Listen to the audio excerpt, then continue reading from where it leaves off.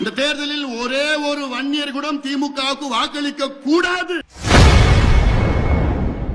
வன்னியர் சமூகத்தையும் பாமக நிறுவனர் ராமதாஸையும் நம்ப வைத்து ஏமாற்றிய திமுகவிற்கு ஒரு ஓட்டை கூட போடக்கூடாது என அன்புமணி ராமதாஸ் மேடையில் கொந்தளித்துள்ளார்.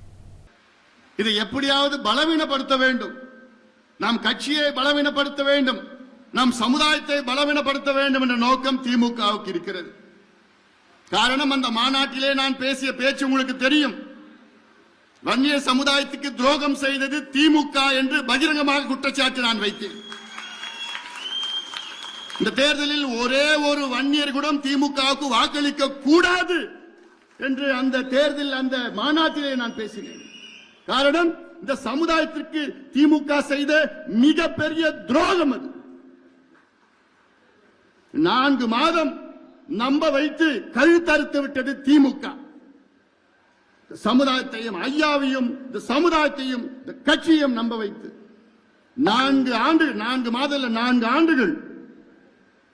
ஆண்டு காலம் நம்ப வைத்து நான் இந்த சமுதாயத்துக்கு இடஒதுக்கீடு தருகிறேன் என்று எத்தனை முறை சட்டமன்றத்துக்கு உள்ளேயும் போய் சொல்றார், வெளியிலையும் போய் எத்தனையோ முறை சந்தித்தோம். அப்போ ஒவ்வொரு முறையும் ஐயாவையும் என்னையும் பார்த்து நிச்சயமாக நான் செய்கிறேன். ஏன் உங்களால செய்ய முடியல? யார் தடுக்கிறா? உங்களுக்கு அதிகாரம் நீங்க தானே வச்சிருக்கீங்க, முதலமைச்சர் அதிகாரம் நீங்க வச்சிருக்கீங்க, எல்லா அதிகாரமும் உங்ககிட்ட இருக்கு. பேக்வர்ட் கிளாஸ் கமிஷன் அந்த அதிகாரமும் உங்ககிட்ட இருக்கு. எத்தனை முறை நாங்க போய் பார்த்தோம், பார்த்து ஏமாத்திட்டாங்க. அதான் சரி, முதல்ல நாங்க பாக்கிறப்போ எங்களால முடியலன்னா சொல்லிட்டு போக வேண்டியதானே. நாங்க வேற விதத்துல போராட்டம் அதான் பண்ணிட்டு இருப்போமே.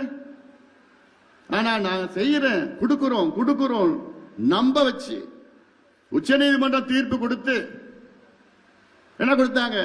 தமிழ்நாட்டில் வன்னியர்களுக்கு உள்ஒதுக்கீடு கொடுக்க தடை இல்லைன்னு சொல்லிவிட்டாங்க. தரவுகளை சேகரித்து கொடுங்கன்னு சொல்லிட்டாங்க. அந்த தரவுகள் என்ன அமெரிக்காவில் இருக்குது, இல்ல சைனாவில் இருக்கா?